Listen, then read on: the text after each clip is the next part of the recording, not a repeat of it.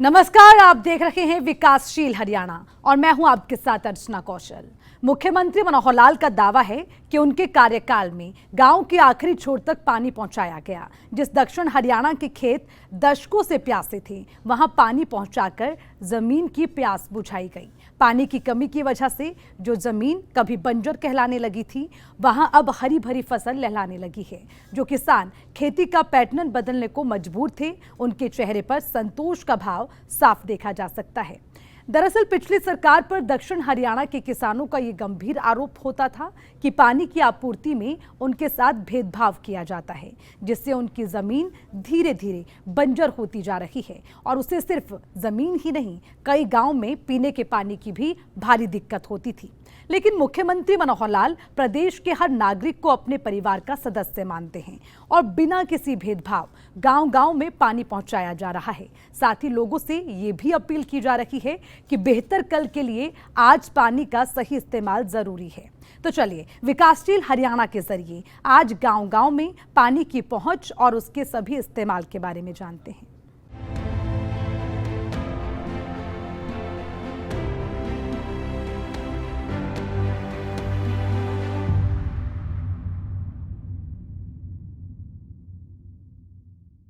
प्रदेश में फसल का पैटर्न बदला जाना आम बात थी, लेकिन सवाल ये कि आखिर किसान ऐसा करने को मजबूर क्यों थे। साथ ही मनोहर सरकार ने किसानों के लिए वो कौन-कौन से कदम उठाए जिस कारण किसानों को इस समस्या से निजात मिली है। तो इन सवालों का जवाब आपको हमारी इस रिपोर्ट में मिलेगा। देखिए प्रदेश में पानी की समस्या किसी से छिपी नहीं थी, जिसे दूर करने का हर वो सरकार दावा करती आ रही थी जो सत्ता के सिंहासन पर काबिज होना चाहती थी। बावजूद इसके कम पानी की वजह से किसान बदहाली के कगार पर थे। साल 2014 के विधानसभा चुनाव में भी पानी बड़ा मुद्दा बना, जिसे बीजेपी ने जमकर भुनाया और किसानों को ये भरोसा दिलाया कि पिछली सरकार की नीतियों की वजह से खेतों तक सिंचाई के लिए पानी नहीं पहुंच रहा है। चुनावी रिजल्ट के बाद प्रदेश की कमान साफ और बेदाग छवि के नेता मनोहर लाल को मिली और चुनौती किसानों से किए गए इन वादों को पूरा करना था। मुख्यमंत्री मनोहर लाल का दावा है कि उनकी सफल नीतियों की वजह से आज गांव के आखिरी छोर तक पानी पहुंच रहा है। इन 8 सालों में अपने इस प्रदेश में किस प्रकार के काम होने चाहिए, उसकी एक दिशा और एक दशा ये तय की है और उसमें खासकर जो हमारे विशेष कठिनाइयां भविष्य की हैं, उनकी भी चिंता की है। एक बड़ी कठिनाई वो है यहां पानी की। हरियाणा पानी का डेफिसिट स्टेट है, पानी की कमी वाला प्रदेश है। सारे देश का हिसाब लगाए तो उतनी कमी शायद नहीं है, फिर भी इस पानी की अगर संभाल नहीं की तो हरियाणा का संकट तो अभी है, बाकी प्रदेशों में भी आने वाले 15-20 साल में संकट खड़ा हो सकता है।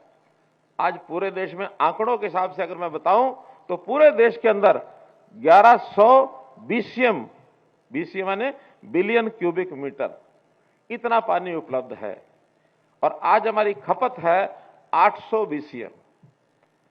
1100 बीसीएम पानी हमारे पास है, 800 की खपत है, अर्थात आने वाले 20 साल तक हम उस पानी का ठीक से उपयोग करेंगे तो हमारी चिंता नहीं है। लेकिन हरियाणा की अगर मैं बात करता हूं तो हरियाणा में एमएएफ मिलियन एकड़ फीट जिसको कहते हैं, आज हमारे पास 32 एमएएफ पानी इसकी डिमांड है। हमारी जरूरत है 32 एमएएफ की और हमारे पास है कितना, 16 एमएएफ। इतना पानी कम है हमारा। अगर कम पानी है, इस कारण से हमारा बहुत सा इलाका सिंचाई में उसको पानी नहीं दे पाते हैं, क्योंकि पीने की आवश्यकता तो सबकी पूरी करनी पड़ेगी, करते हैं हम। प्रदेश में किसानों के सामने सिंचाई के लिए पानी की कमी सबसे बड़ी समस्या थी। मौसम की मार के कारण किसानों को खेती के लिए समय पर पानी नहीं मिल पाता था, जिससे किसानों की फसल या तो अच्छी नहीं होती थी या फिर पूरी तरह से बर्बाद हो जाती थी।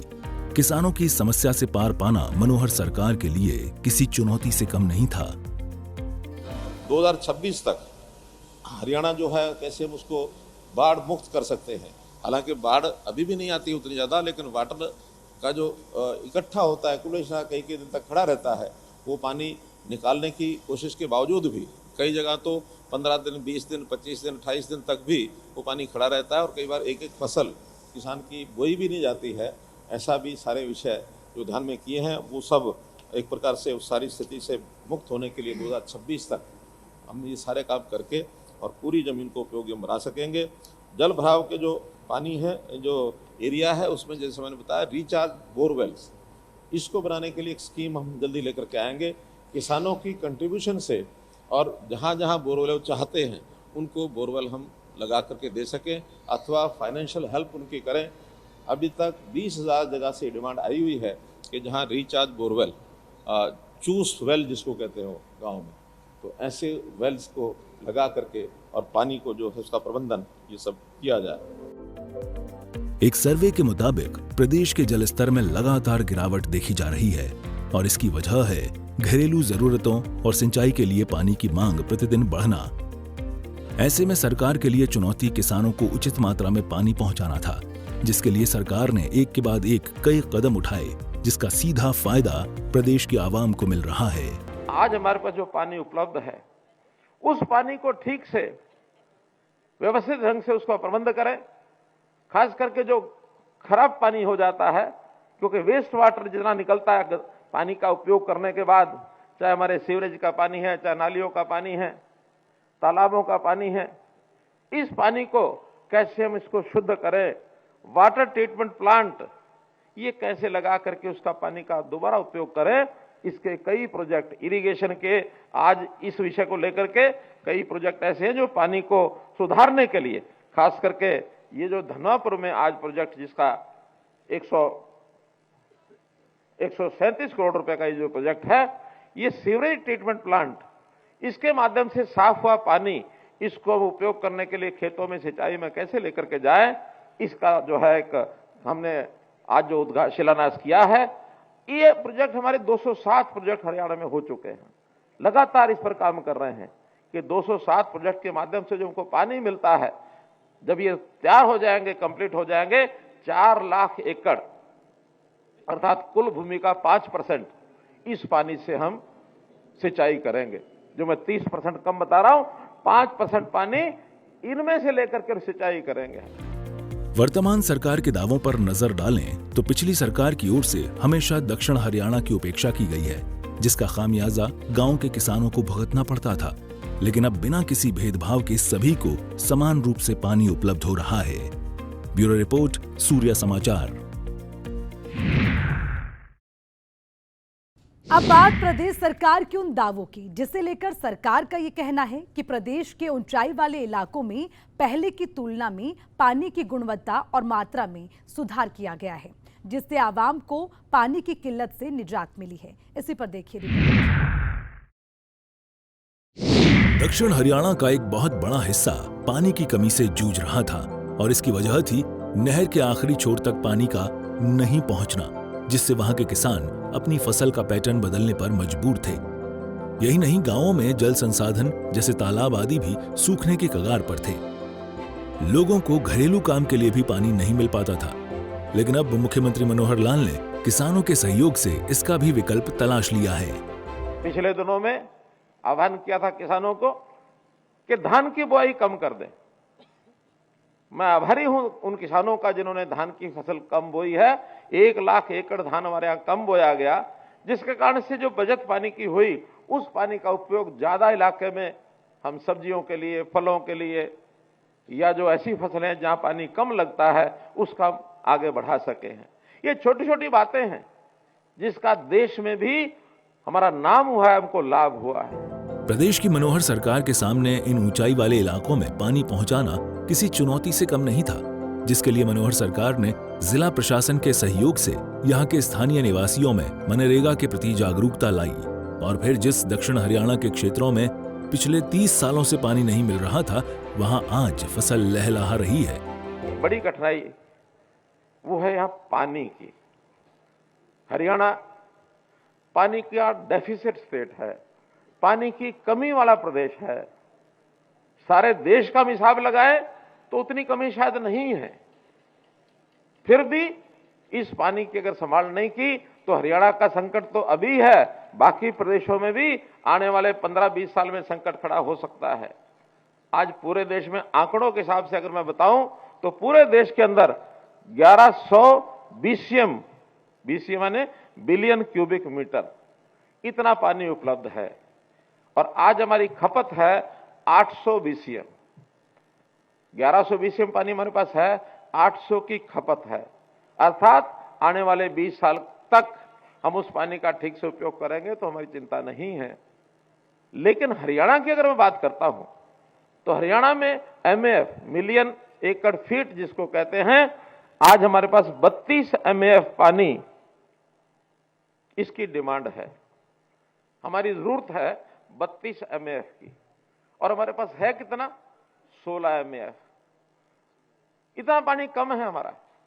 अगर कम पानी है, इस कारण से हमारा बहुत सा इलाका सिंचाई में उसको पानी नहीं दे पाते हैं, क्योंकि पीने की आवश्यकता तो सबकी पूरी करनी पड़ेगी, करते हैं हम, लेकिन सिंचाई के लिए जितना पानी हमको चाहिए, आज हमारी सिर्फ 40% जमीन जो हमारे सिंचाई से, यानी कैनाल की जो इरिगेशन है, नहरी सिंचाई से हम उसका उपयोग करते हैं।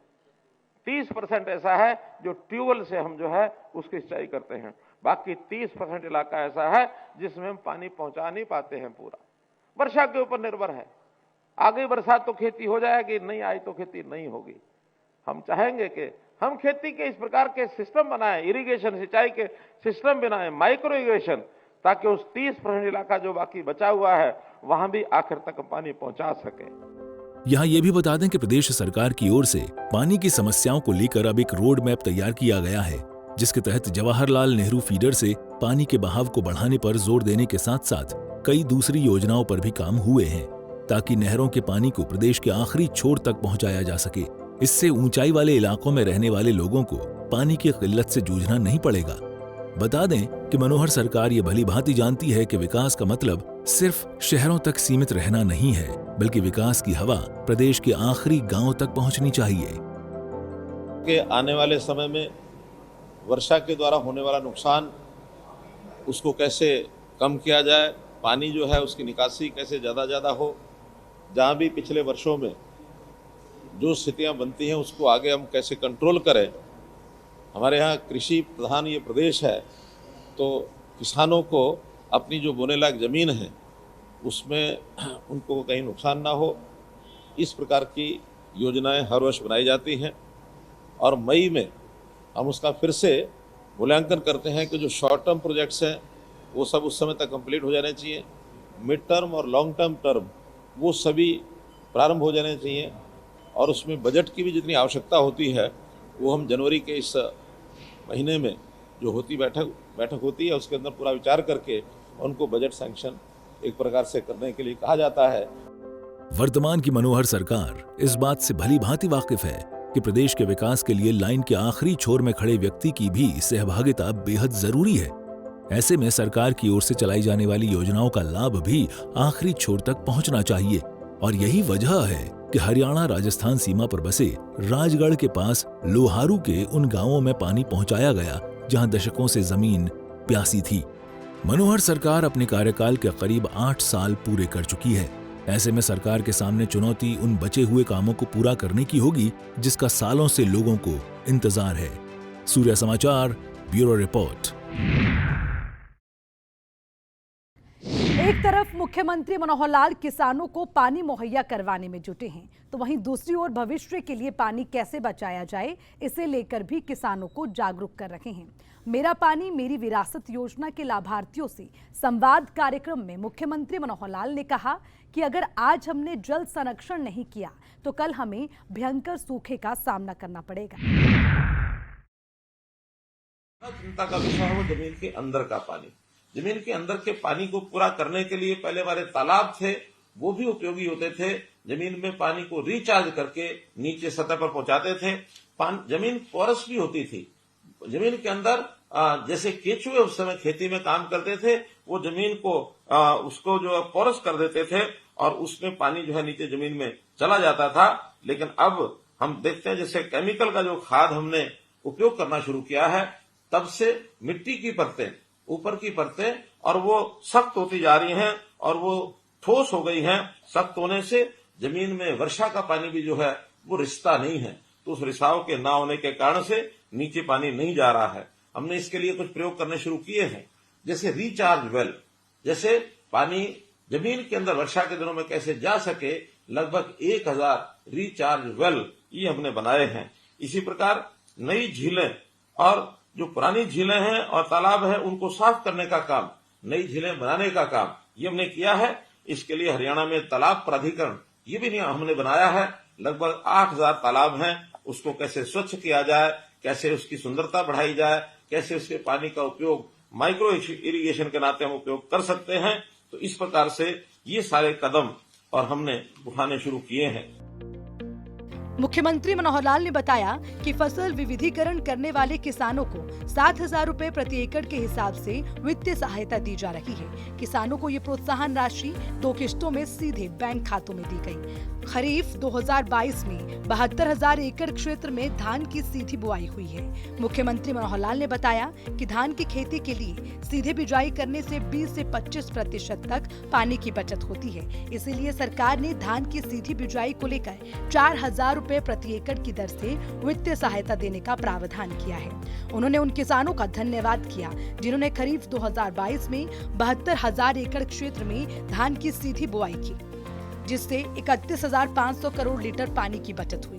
इन किसानों को 29 करोड़ 16 लाख रुपए की राशि प्रदान की गई। अपने संबोधन में मुख्यमंत्री मनोहर लाल ने कहा, जिन खंडों में भूजल स्तर नीचे चला गया है वहां धान की जगह अन्य दूसरी फसल उगाने वाले किसान यदि बूंद बूंद सिंचाई प्रणाली को अपनाते हैं तो उन्हें सूक्ष्म सिंचाई पद्धतियों की स्थापना के लिए 85% सब्सिडी दी जाती है।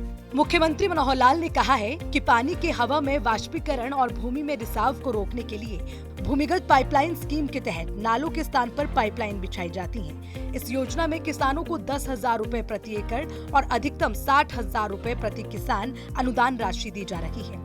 इस योजना के तहत अब 1957 किसानों को 8 करोड़ 34 लाख रुपए की राशि अनुदान के रूप में दी गई है। सरकार ने अगले 3 वर्षों में सूक्ष्म सिंचाई प्रणाली से गन्ने की खेती के तहत 2 लाख एकड़ क्षेत्र को कवर करने का लक्ष्य रखा है। मित्रों, पानी जो है वो बचाना बहुत जरूरी है।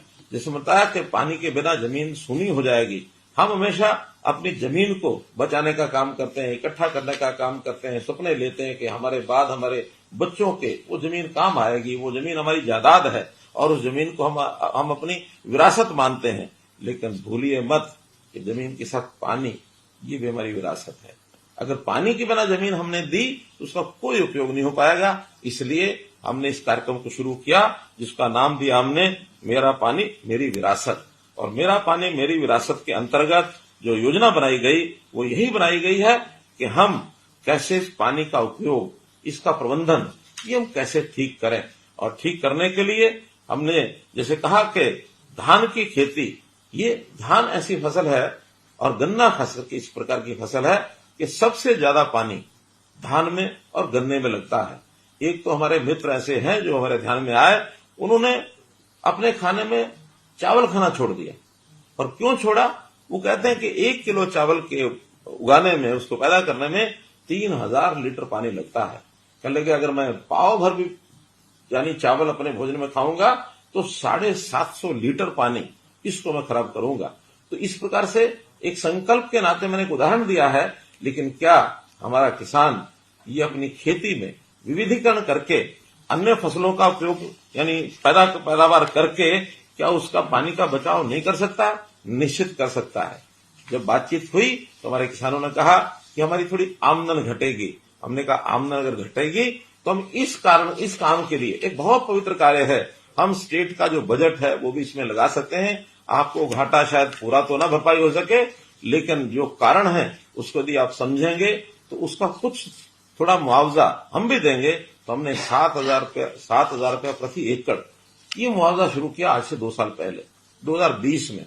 और मुझे बड़ी खुशी है कि आप सब लोग जो आज जुड़े हुए हैं, हजारों की संख्या में आज जो मेरे साथ किसान जुड़े हैं, जिनको मैंने हमारे क्रांति मित्र ये कहा है, जल क्रांति मित्र ये हैं, अमृत क्रांति मित्र हैं। आप सब लोगों ने उसमें सहयोग किया और मेरी जानकारी के हिसाब से 1,74,464 एकड़ पिछले 3 साल में और इतनी जमीन पर चावल ये छोड़ करके और दूसरी फसलों के ऊपर आपने जो काम किया है, चाहे उसमें मक्का है, कपास है, बाजरा है, खरीफ की दालें हैं, खरीफ तिलहन है, सब्जियां हैं, चारा है, पॉपुलर सफेदा, ये भी हमने जोड़ दिया है। तो ऐसे लगातार हम तीनों वर्ष में जो रिजल्ट निकाल पाए 1,74,000 और 464 एकड़ भूमि पर हमने अपनी बिजाई दूसरी फसलों को बो करके एक बहुत अच्छा काम किया है। मेरा पानी मेरी विरासत योजना से भूमिगत जल रिचार्ज होगा। मुख्यमंत्री मनोहर लाल ने कहा कि प्रदेश के 14 जिलों के 36 चिन्हित खंडों में भूजल सुधार के लिए अटल भूजल योजना शुरू की गई है। उन्होंने कहा है कि मेरा पानी मेरी विरासत योजना के तहत भूमिगत जल स्तर को ऊंचा उठाने पर काम चल रहा है, जिसके लिए प्रदेश के 8 डाक जोन घोषित खंडों में 1000 रिचार्ज कुओं का निर्माण कार्य प्रगति पर है। इसी तरह प्रदेश में 86 रेन वाटर हार्वेस्टिंग ढांचे बनाए गए हैं। कृष्णावती नदी और मसानी बैराज में रिचार्जिंग के लिए पानी छोड़ा जा रहा है और ये सभी काम आने वाली पीढ़ी को एक अच्छी विरासत देने की सोच के साथ किया जा रहा है। और मैं चाहूंगा कि आपने जिन्होंने काम किया, ये एक पवित्र कार्य, पुण्य कार्य किया, अपनी अगली पीढ़ी के लिए किया। और इसमें लाभार्थी आप नहीं है, लाभार्थी तो सारा प्रदेश है। यानी हम कहेंगे कि हम लाभार्थी 7,000 रुपए के हैं, 7,000 रुपया तो केवल एक थोड़ी मात्रा में आपको जो आपको नुकसान होगा उसकी पूर्ति करने के लिए दिया। लाभ तो हमारी अगली पीढ़ी को हो रहा है, पूरे प्रदेश को हो रहा है। आप तो इसमें कर्म करने वाले कर्मार्थी बने हैं। कर्म करना ही हमारे लिए बहुत श्रेष्ठ जो काम है वही है। हम कर्म करते जाएं, फल तो जिसको लेना होगा हमें मिलेगा या किसी और को मिलेगा, इसकी चिंता नहीं करनी चाहिए। लेकिन निश्चित रूप से ये एक फलदायी कार्य है। इसको हमको अपने आप को भी करना है और बाकी लोगों को भी इसके लिए कराना है। और हमने तो यहां तक कहा कि अगर, क्योंकि हमारे किसान भाई जानते हैं कि 3, 4 साल, 5 साल के चक्र में एक साल फसल न बोई जाए तो फसल की उपजाऊ जो शक्ति है वो बढ़ती है। आप अगर विविधीकरण से दूसरी फसल न भी बोएं, लेकिन धान की जगह की फसल को आप खाली भी रखते हैं तो जमीन का उपजाऊपन बढ़ेगा और उसके बदले में भी हम 7,000 रुपया ये आपको देने वाले हैं। एक दूसरा तरीका पानी को बचाने का हो सकता है डायरेक्ट सीडिंग, सीधी फसल की जो बिजाई है धान की, अगर वो करते हैं उससे भी हमारा पानी बचता है। इसके लिए भी हमने 4,000 रुपया प्रति एकड़ इसका जो अनुदान है ये दिया है। तो उस पर भी बहुत से जो हमारे बंधु हैं वो आ गए हैं और अब हम चाहते हैं कि हर गांव का पानी ये बचना चाहिए। जल है तो बेहतर कल है, इस सोच के साथ मुख्यमंत्री मनोहर लाल की ओर से कई ऐसी कोशिशें की जा रही हैं जिससे अगली पीढ़ी की जिंदगी आसान हो सके। लेकिन मनोहर लाल का कदम तभी सफल हो पाएगा जब प्रदेश का हर नागरिक जल बचाने की इस मुहिम में सरकार के साथ खड़ा होगा। सरकार के बहुत से ऐसे कार्यक्रम शुरू किए हैं जिससे जो बरसात के दिनों का पानी है वो हम तालाबों में उसको भेज सकें और जो हमारे तालाब जो नए हम बनाएंगे, झीलें बनाएंगे, उसके अंदर रख सकें, पानी का रिचार्जिंग कर सकें। हमने मसानी डैम में ये प्रयोग किया है कि वहां पानी लगातार बरसात का जाता है और फुटों फुट पानी वहां खड़ा रहता है। तो उसका परिणाम ये निकला है कि वहां रेवाड़ी जिले के आसपास लगभग 10 फुट पानी इसका जो लेवल है ये ऊंचा आया है। तो ऐसा काम हम अपने खेतों में रिचार्जिंग वेल लगा करके कर सकते हैं या वहां पर हम माइक्रो इरिगेशन के लिए अपने कुछ जिसको कहना चाहिए पानी संग्रह करने के लिए छोटे रिजर्वायर बनवा सकते हैं। उसके लिए सरकार सब्सिडी देती है। हम माइक्रो इरिगेशन का अगर प्रयोग करते हैं तो सरकार उसके लिए भी 85% ये सब्सिडी देती है। तो पैसे का उपयोग करके भी हम पानी को बचा सकें, ये बहुत ही एक आवश्यक कार्य है। गांव-गांव में हमारे जल प्राधिकरण जो हमारा जल संसाधन प्राधिकरण है हरियाणा का, उन्होंने तो योजना बनाई है कि पहले ब्लॉक के हिसाब से हम डार्क जोन का मूल्यांकन करते थे, सेंट्रल वाटर कमीशन ये करके देता था। अब तो हम स्वयं हर गांव का ये मूल्यांकन करेंगे कि उस गांव का पानी 1 साल पहले कितना था और अब 1 साल के बाद ऊपर आया तो कितना आया। हर गांव के लिए पीजोमीटर इसकी हमने व्यवस्था की है। लगभग 1500 गांव में ये पीजोमीटर लग चुके हैं। अन्य गांव में भी अगले वर्षों में पीजोमीटर लगाए जाएंगे, खास करके जब पानी का लेवल 100 फुट से ज्यादा नीचे चला गया है। जहां 100 फुट से ज्यादा नीचे पानी गया है, हमारे किसान बंधु जानते हैं जो ट्यूबवेल चलाते हैं कि हर साल एक पाइप या 2 साल के बाद एक पाइप उनको नीचे पानी का डालने पड़ता है। और पिछले 10 साल में तो लगातार हर वर्ष 1 मीटर पानी नीचे जा रहा है। ये बहुत एक खतरनाक ट्रेंड है, इसको हमको रोकना होगा। और यदि इसको हम रोक लेंगे तो अगली पीढ़ी निश्चित रूप से हमको एक प्रकार से इस बात का श्रेय देगी कि हमारे पूर्वजों ने पानी की चिंता की है। बिना पानी के जिंदगी की कल्पना बेमानी है, लेकिन इस ओर पिछली किसी भी सरकार का ध्यान नहीं गया, जिसके परिणाम स्वरूप भूजल स्तर में लगातार गिरावट देखी जा रही है। लेकिन मुख्यमंत्री मनोहर लाल ने इसे एक मिशन के तौर पर लिया और जल संरक्षण को लेकर सरकार की ओर से कई जरूरी कदम उठाए जा रहे हैं, जिससे आने वाले दिनों में पानी की समस्या दूर हो सकेगी। हमारे साथ विकासशील हरियाणा में फिलहाल के लिए इतना ही। मुझे दीजिए इजाजत। नमस्कार।